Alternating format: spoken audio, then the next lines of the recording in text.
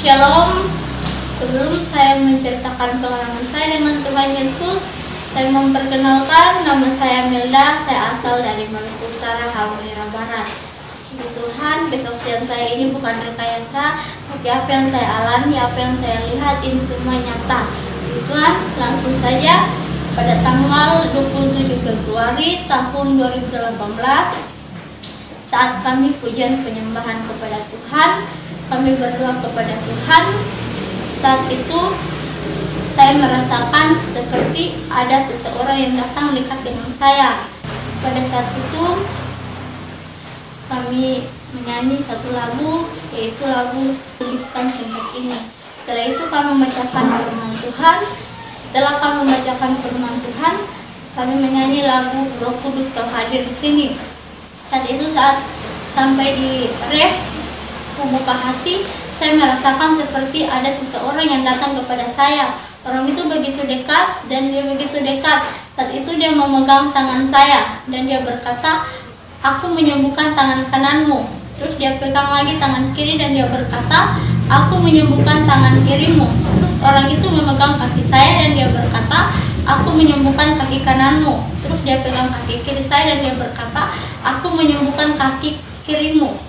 Terus dia pegang kepala saya dan dia berkata, "Aku menyembuhkan kepalamu."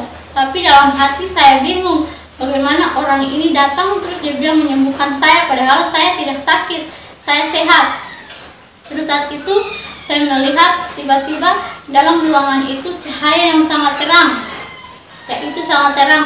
Terus dari cahaya itu terdengar suara. Dia berkata, "Hai anakku, engkau aku pakai, engkau aku utus seperti anak domba." Saya melihat cahaya itu, saya langsung jatuh. Saya tidak berdaya, kekuatan saya habis sampai saya tidak bisa melihat lagi. Saya gemetar. Saat itu juga pada pagi hari kami naik ke kamar kami. Saat kami naik, saya sudah tidak bisa melihat lagi. Saya hanya meraba-raba, naik tangga hanya meraba-raba. Sampai di sana, lalu pada jam 8 baru saya bisa melihat. Setelah itu saya panggil teman saya, "Kalau boleh besok Tondo berdoa lagi." Saat itu pada besok hari kami berdoa lagi. Kami berdoa seperti biasanya. Kami menyembah Tuhan, kami memuji Tuhan dengan lagu yang sama seperti kemarin. Saya jujur, saya sudah orang Kristen tapi saya tidak percaya Yesus. Saya tidak sungguh-sungguh dengan Tuhan Yesus. Saat itu sebelum kami berdoa kepada Tuhan, pertama teman saya itu ajak saya. Dia tanya kepada saya karena saya gereja Pentakosta, teman saya itu gereja Protestan. Dia tanya, "Milda, kalau ngoni di gereja Pentakosta itu duduk di lantai menyembah Tuhan itu penama apa?" Kita bilang kalau kata orang itu penama Beston. Saya bilang kalau boleh Tondo berdoa besok pagi. Jadi saat itu saya ikut-ikut dia berdoa. Terus pada hari kedua itu kami berdoa pujian penyembahan kepada Tuhan. Saat itu orang yang sama seperti yang kemarin datang, dia datang kepada saya dan dia berkata, "Hai anakku, engkau aku pakai, engkau aku utus, jadilah muridku." Saya bingung. Kemarin dia datang, dia bilang, "Engkau aku pakai, engkau aku utus seperti anak domba." Hari ini dia datang, dia berkata, "Engkau aku pakai, engkau aku utus, jadilah muridku." Hal itu Tuhan memberikan saya hikmat. Berarti anak domba itu membutuhkan gembala, murid itu membutuhkan seorang guru. Terus saat itu saya mulai berbicara dalam bahasa yang saya tidak mengerti. Saya berkata-kata dengan bahasa lidah. Terus saat itu saya katakan kepada Tuhan, "Tuhan, sebelum Tuhan berkati saya, Tuhan berkati dulu orang yang ada di sebelah saya." Terus saya memberkati orang yang ada di sebelah saya dengan lagu "Rasakan kuasa Allah turunlah, rasakan kuasa Allah turunlah." Tapi juga teman saya itu dia bisa berbicara dalam bahasa roh dan saya bisa mengartikan bahasanya. Saya berkata, "Engkau berkata Yesus baik, engkau berkata Yesus luar biasa, engkau berkata dia dahsyat." Terus pada pagi hari kami mulai bercerita dengan teman saya. Saat itu kami berdoa, saya mengajak dia lagi kita berdoa besok pagi seperti biasanya. Tapi pada saat itu saya membangunkan dia tidak mau bangun, jadi saya berdoa sendiri. Dan saya turun ke bawah untuk berdoa menyembah Tuhan. Saya menyanyi, saya tutup mata tapi saya bisa melihat. Saya melihat itu ada 2 tiang. Satu tiang warna putih, satu tiang warna hitam. Terus tiang warna putih itu serentak menelan tiang warna hitam dan semua itu menjadi putih.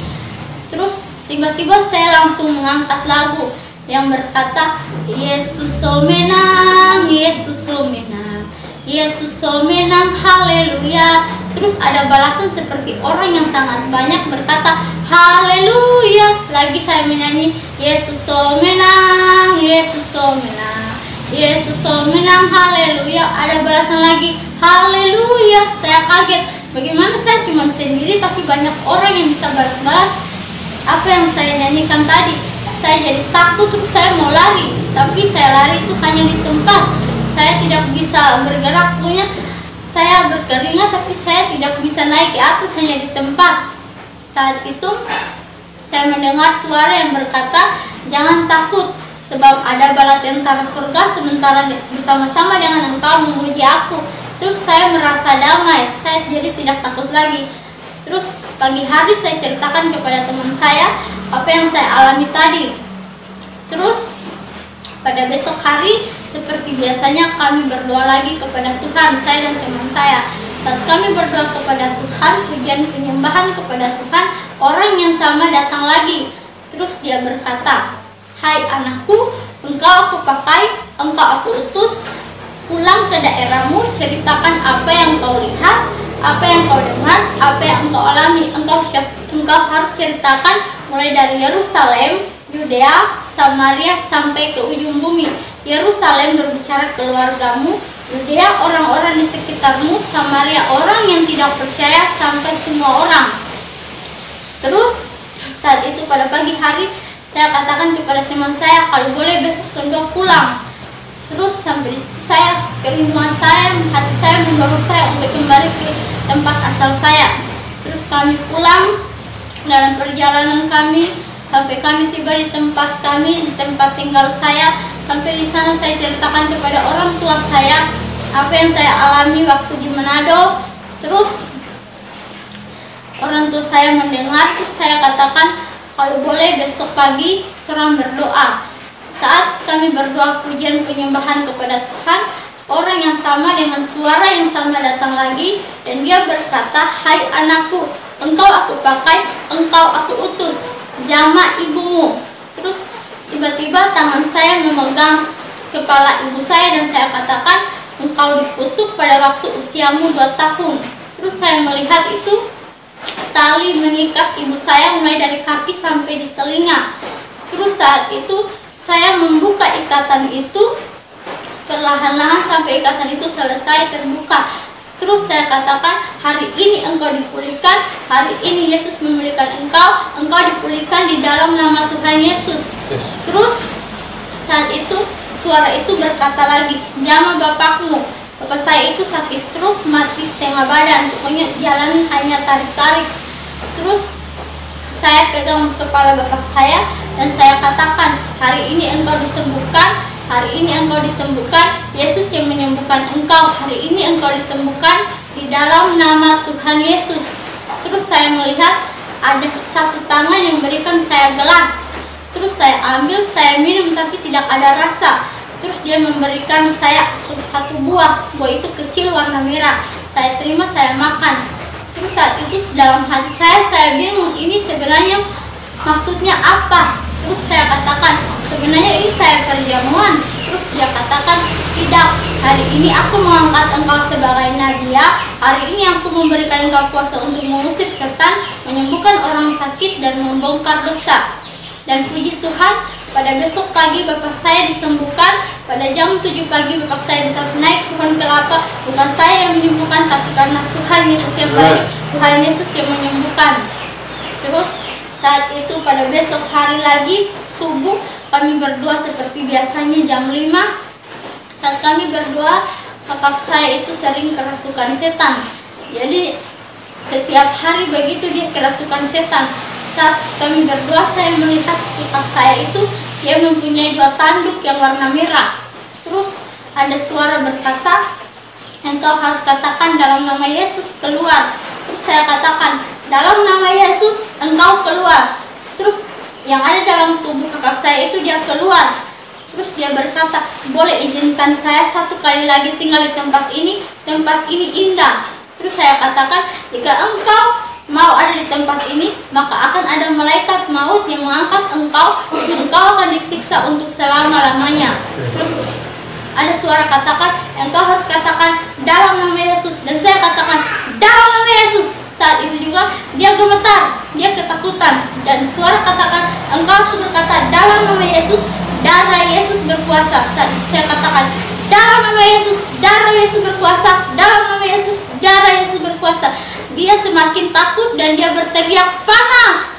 Saat itu juga dia lari, tapi dia tidak berdiri. Dia seperti merayap. Sampai di muka pintu itu, dia cuma satu, tapi sampai di muka pintu, dia menjadi banyak. Dia terpencar, dia menjadi banyak. Terus saat itu Tuhan tunjukkan kepada saya ada dua layar. Satu surga dan satu neraka. Terus di surga saya melihat ada banyak rumah. Ada rumah yang sementara dibangun, ada rumah yang sudah selesai, ada rumah yang baru setengah. Terus ada satu rumah baru taruh satu batu. Terus saya tanya, Tuhan, ini rumah siapa?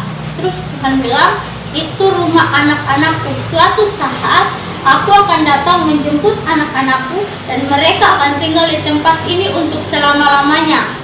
Terus saat itu satu layar lagi Tuhan tunjukkan, layar itu neraka. Terus saya melihat bapak tua saya, dia tidur di tempat tidur warna hitam. Terus api membungkus dia dari bawah. Terus dia berteriak, tolong, tolong, tapi dengan suara seperti orang batuk, tidak kedengaran, tidak terlalu jelas. Terus saya melihat dia dan saya katakan, itu bapak tua saya. Terus Tuhan katakan, engkau mau pergi ke tempat yang aku tunjukkan. Terus saya katakan, terserah pada Tuhan, Tuhan saja yang bisa. Pada besok pagi saya ceritakan semua kepada orang-orang yang ada di situ, kepada orang tua saya. Terus pada besok hari waktu saya tidur, seperti ada orang yang membangunkan saya. Terus saya bangun itu jam 2. Saat saya berdoa kepada Tuhan, saya melihat di atas langit terbuka. Saat langit terbuka itu ada tangga yang warnanya kuning turun ke bawah. Terus ada awan-awan putih dan di ujung awan itu ada seperti pelangi. Terus dari situ turun 2 orang memakai pakaian putih. Terus satu memegang tangan kanan saya, satu lagi memegang tangan kiri saya, dan mereka mengajak saya untuk naik. Mereka katakan, mari naik. Terus saya ikut mereka, saya naik ke atas. Tangga itu sangat panjang, tapi sangat cepat saya sampai di atas.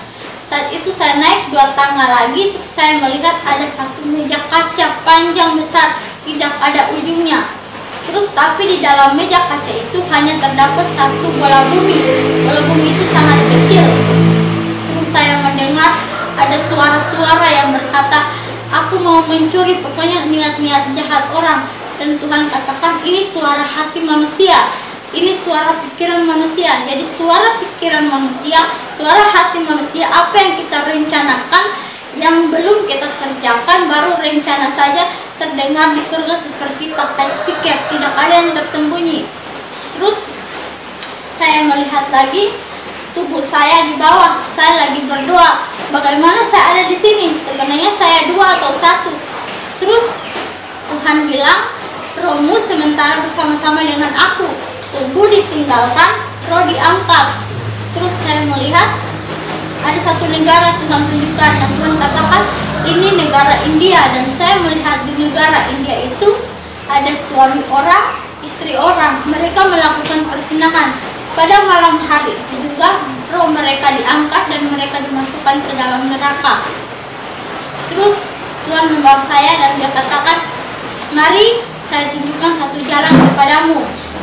Terus saya berjalan bersama Tuhan satu tempat yang sangat gelap. Saat itu saya melihat gerbangnya seperti goa, mulut goa.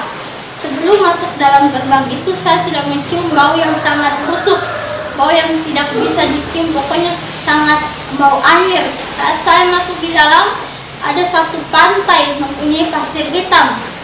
Terus saya berjalan. Saat itu Tuhan bilang, engkau balikkan badanmu. Dan saya balikkan badan saya melihat itu lautan. Lautan itu lautan api, bukan lautan air seperti yang ada di dunia ini, tapi lautan api.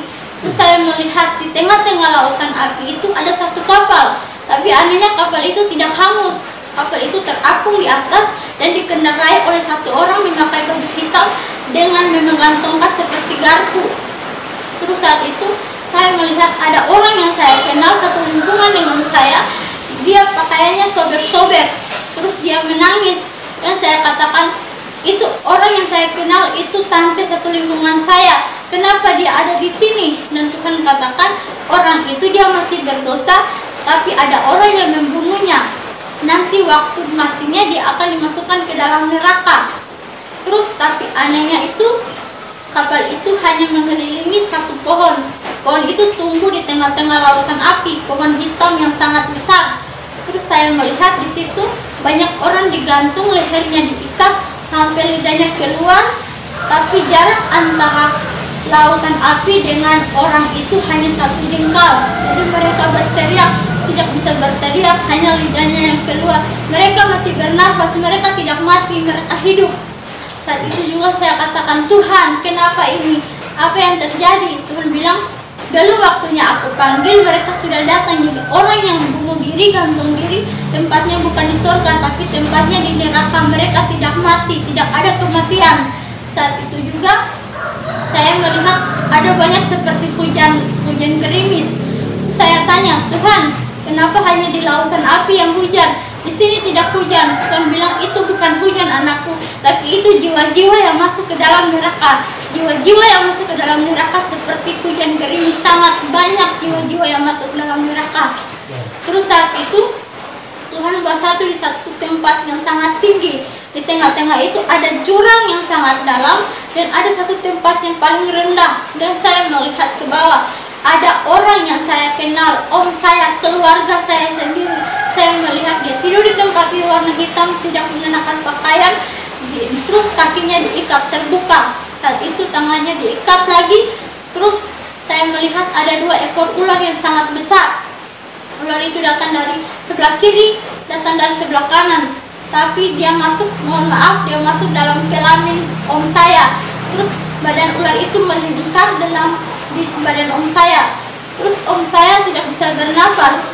Saat itu juga dia kepalanya keluar dan dia masuk di telinga kanan, habis masuk telinga kiri, terus keluar lagi. Seperti itu perlahan-lahan, tidak berhenti. Dan saya melihat bukan hanya om saya saja, tapi di sekitarnya tuh banyak orang. Ada orang tua, orang muda, remaja. Mereka disiksa dengan ular-ular, mereka disiksa yang sama dengan siksaan yang sama. Terus Tuhan tunjukkan lagi satu tempat. Tempat itu tempat kesombongan dan keinginan daging. Terus saya melihat ada tante saya, matanya itu dimasukkan ulat yang sangat besar. Dia masuk di mata, keluar di telinga, masuk telinga, keluar hidung, masuk di hidung, keluar di mulut, masuk di mulut, keluar di leher. Dia lubang leher. Terus saat itu saya tanya, Tuhan, orang ini kenapa? Tuhan bilang, waktu dia masih di dunia, tetangganya beli barang yang mahal, dia juga mau yang sama.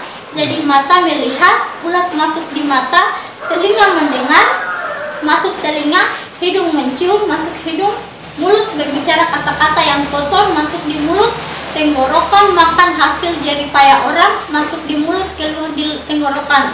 Tapi anehnya, ulat-ulat itu jatuh di api, dia tidak mati, tapi dia jadi tambah banyak. Dan banyak orang yang disiksa dengan ulat-ulat itu, orang yang saya tidak kenal. Saya kenal ada satu tante saya. Hal itu juga Tuhan tunjukkan kepada saya satu tempat lain. Tempat itu ditulis Pesta Pora. Dan saya melihat di situ ada kakak sepupu saya. Dia sementara goyang di atas paku yang panjang seperti ini. Saat dia goyang dia goyang seperti waktu di dunia. Di dunia dia goyang seperti itu, dia tertawa, harus di neraka dia goyang tertawa lagi. Kalau di dunia putar lagu cepat, dia goyang cepat. Putar lagu lambat, dia goyang lambat sesuai dengan musik. Saat itu mereka putar lagu Asarehe dan dia melompat-lompat. Terus saya perhatikan di samping kiri kanannya dan saya melihat satu artis yang saya kenal. Artis itu namanya Michael Jackson.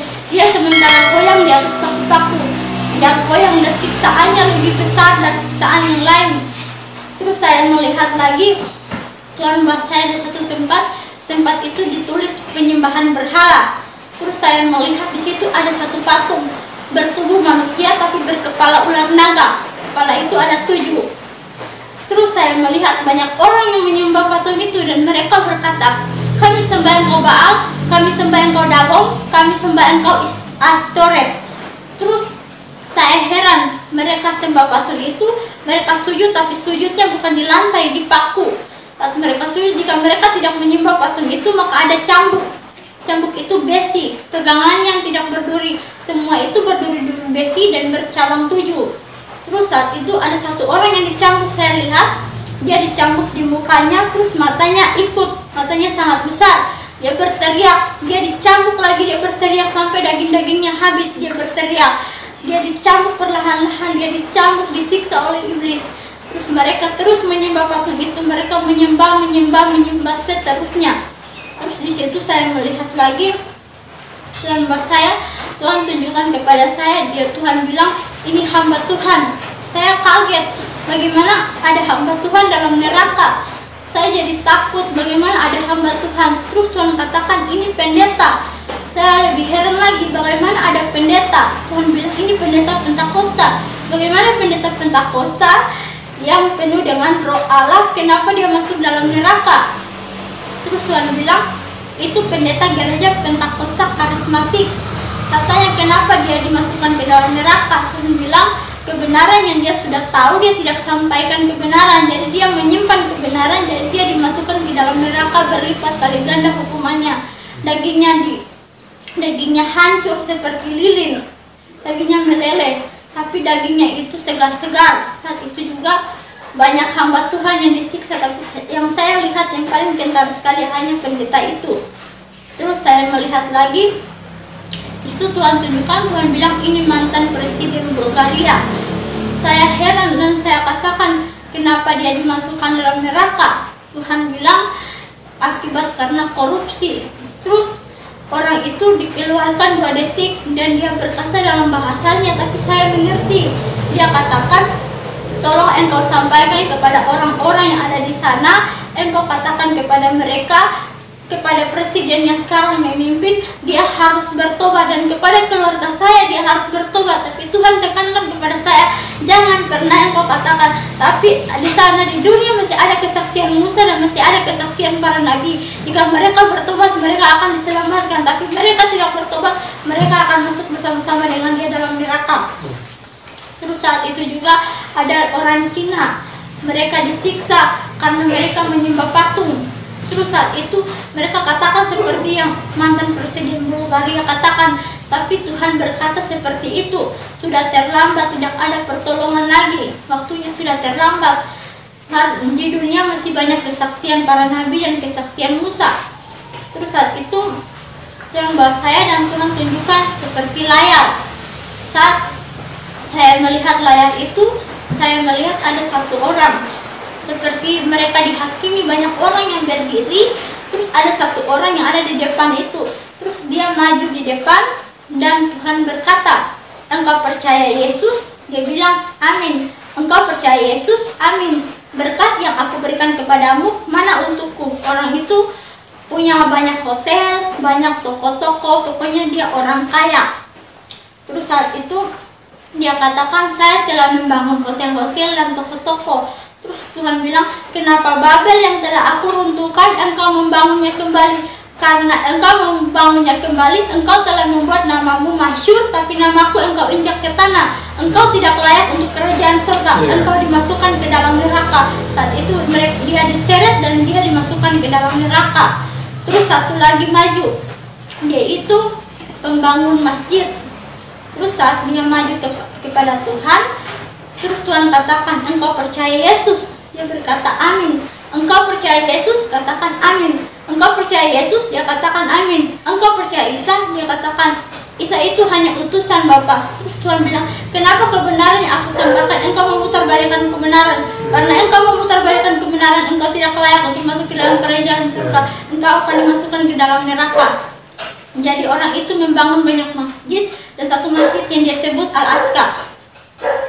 Terus saat itu Tuhan tunjukkan kepada saya banyak orang yang menderita, mereka disiksa, mereka menangis, berintih dengan suara yang bermacam-macam, mereka haus, mereka mau mati tapi mereka tidak mati. Terus Tuhan katakan kepada saya, mari saya tunjukkan satu jalan lagi kepadamu. Jadi kami berjalan, saya ikut Tuhan, berjalan satu tempat yang itu sangat sempit, tapi di ujung jalan itu sangat lebar.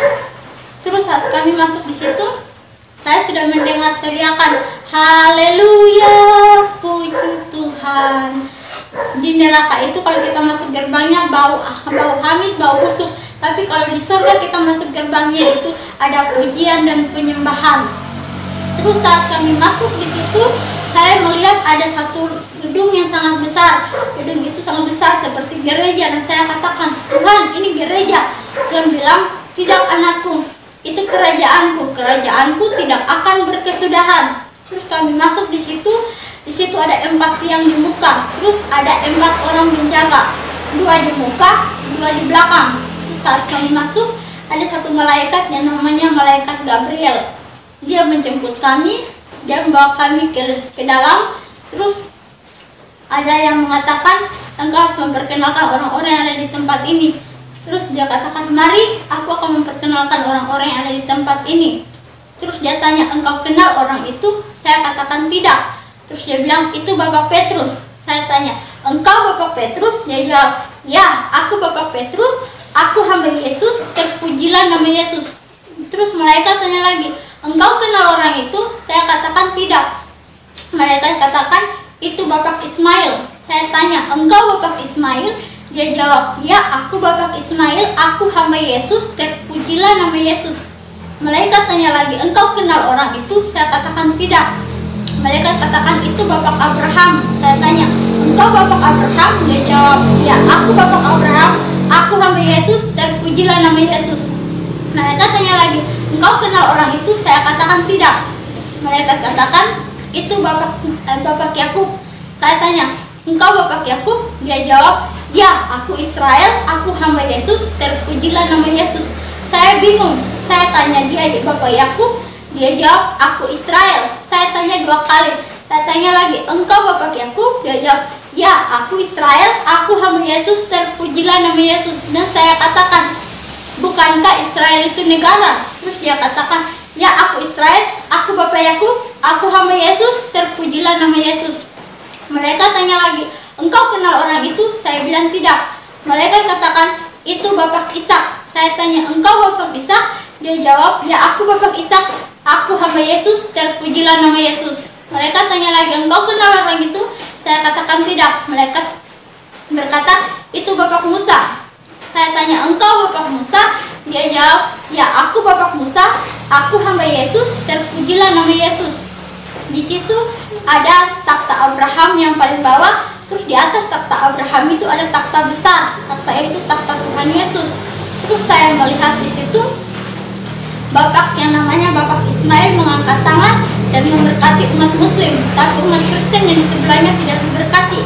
Terus saya seperti tidak terima, dan saya katakan, bagaimana ini Bapak Ismail hanya memberkati umat Muslim, tapi umat Kristen tidak diberkati? Dan dia berkata, aku memberkati umat Muslim, aku akan berusaha membawa umat Muslim untuk mengenal Isa Al-Masih secara pribadi. Terus saya seperti tantang, bagaimana kamu hanya memberkati umat Muslim?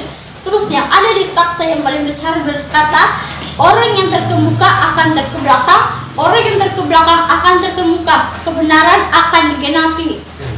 Terus saat itu Tuhan katakan, aku akan memisahkan domba dan kambing. Terus saya katakan, kambing ini manusia, bukan binatang, bukan hewan.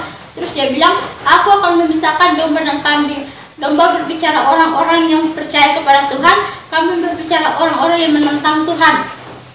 Terus saat itu malaikat membawa saya lagi di satu tempat, dan dia memberikan saya buku. Saya tidak terima, saya tidak mau buku. Maksudnya apa dia kasih saya buku? dia kasih sampai 3 kali. Terus karena 3 kali dia kasih, saya terima. Saya ambil buku itu dan saya buka. Saya melihat nama-nama. Terus saya melihat Tijalabudo, dan malaikat katakan, itu nenek saya Tijalabudo masuk dalam kerajaan surga. Dan Tuhan tunjukkan kepada saya, ada nenek di sebelah tetangga rumah saya. Dia sementara memuji dan menyembah Tuhan. Dan saya lihat dia tidak tua, tapi dia muda. Saat itu dia duduk di lantai emas itu dan dia berdiri dan menyembah Tuhan. Nek, apa yang engkau lakukan di tempat ini? Terus dia katakan, Topuji oh Yesus Oka. Itu yang artinya saya memuji dan menyembah Yesus. Terus saya melihat ada anak kecil lagi. Terus saya tanya, ini anak siapa?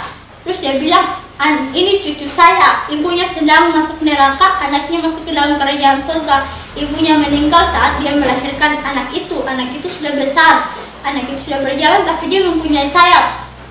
Terus anak itu melayani orang yang ada di takhta besar. Dia melayani Tuhan. Saat itu dia menjadi serafim, kalau tidak salah namanya. Terus saat itu Tuhan tunjukkan kepada saya satu kakek di depan rumah saya. Dia sementara meniup seperti musik bambu.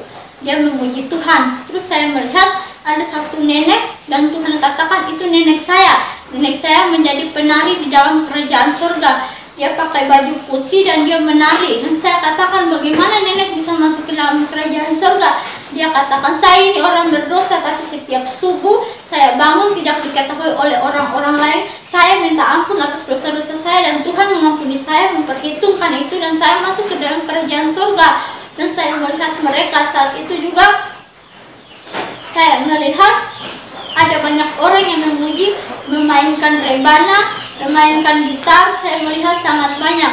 Terus saat itu kami berjalan keluar dan saya melihat sekeliling taman itu ada kolam.